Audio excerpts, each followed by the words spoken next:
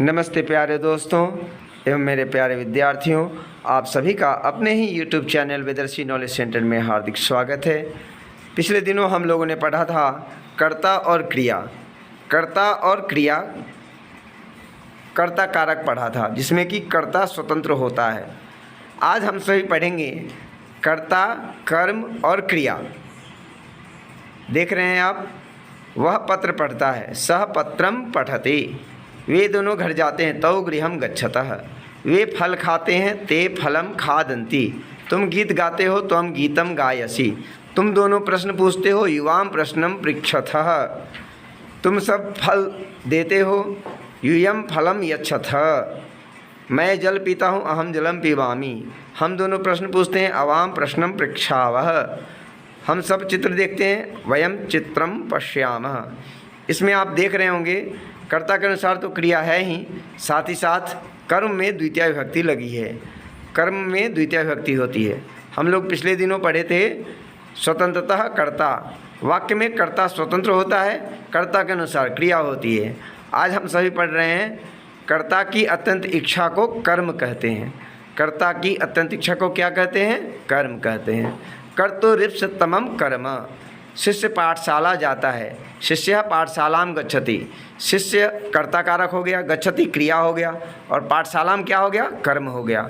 इसी प्रकार से बालक पुस्तक पढ़ता है, बालकः पुस्तकम पठति, तो पुस्तकम क्या हो गया? कर्म हो गया। अयं लघु मत्स्यान खादति, तो लघु मत्स्यान क्या हो गया? यहाँ कर्म हो गया। छात्रः पाठम पठति, तो पाठम क्या हो गया? कर्म हो गया। अहम संस्कृतम पठामि, संस्कृतम क्या हो गया? कर्म हो गया। ठीक है, आगे देखिए। प्रत्येकम वाक्यस्य समक्षम प्रकोष्ठे द्वे पदे दत्ते। दो पद दिए गए हैं, उचित पद को चुन करके आपको भरना होता है। तो मालाकारः, तो नरः भ्रमणाय उद्यानं गच्छति, आचार्यः शिष्याय पुरस्कारं यच्छति। इसी प्रकार मालाकारः उद्यानात् पुष्पाणि आनयति, बालकः पठने निपुणः अस्ति। इस प्रकार के प्रश्नों का समाधान तब आप कर पाएंगे जब आपको कारकों की समुचित जानकारी होगी, तभी उचित विभक्ति लगाते हुए रिक्त स्थान को आप भर सकेंगे। यह क्लास 10 तक इसी प्रकार के प्रश्न पूछे जाते हैं। उचित कारक का प्रयोग करके उचित शब्द रूप का प्रयोग करना होता है। तो कर्ता कारक को देखिए, चटका आकाशे उत्पतति, शिष्य पाठशालां गच्छति, श्रीकृष्ण गोपिकया सह क्रीडति, मालाकारः हारेभ्यः पुष्पाणि आनयति, पत्राणि लतायाः पतन्ति, एतत्तु अम्बायाः पुस्तकम् अस्ति, उद्याने वाटिकायां पुष्पाणि विकसन्ति, हे सीते त्वं कुत्र गच्छसि। इस प्रकार से कारक को आप जब ध्यान दे करके समझेंगे तो आप पाएंगे कर्ता ने कर्म को करण से के द्वारा संप्रदान के लिए अपदान से संबंध का के की अधिकरण में पर संबोधन हे हो अरे।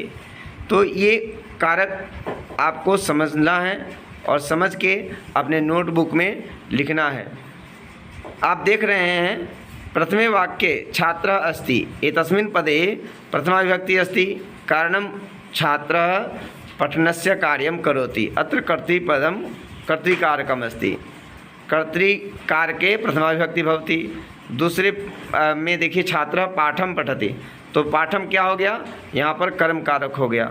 आपको मैं पढ़ा रहा हूँ कर्म कारक, तो कर्म कारक को आप ध्यानपूर्वक देखेंगे और समझेंगे, और इन कारकों का प्रयोग करते हुए, कारक विभक्ति का प्रयोग करते हुए इन दिए गए रिक्त स्थानों को भरना है।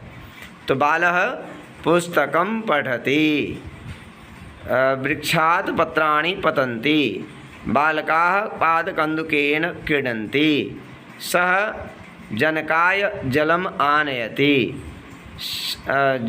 जनाः भ्रमन्ति। यहाँ पर कर्ता कारक है। हे राम त्वं कुत्र गच्छसि, रामस्य द्वौ पुत्रौ आस्ताम्, सः अस्मिन् विद्यालये पठति। इस प्रकार से कारक का ज्ञान प्राप्त करके आपको उचित शब्द रूपों का रिक्त स्थानों में प्रयोग करना होता है। आप आशा करते हैं आप सबको समझ में आ गया होगा। यदि समझ में आ गया तो प्लीज़ लाइक करें, शेयर करें, और यदि आप हमारे चैनल पर नए हैं तो प्लीज़ सब्सक्राइब करें और बेल आइकन को अवश्य दबाएं, जिससे कि और भी जो इम्पोर्टेंट क्वेश्चंस हैं आपके लिए मैं ला सकूं।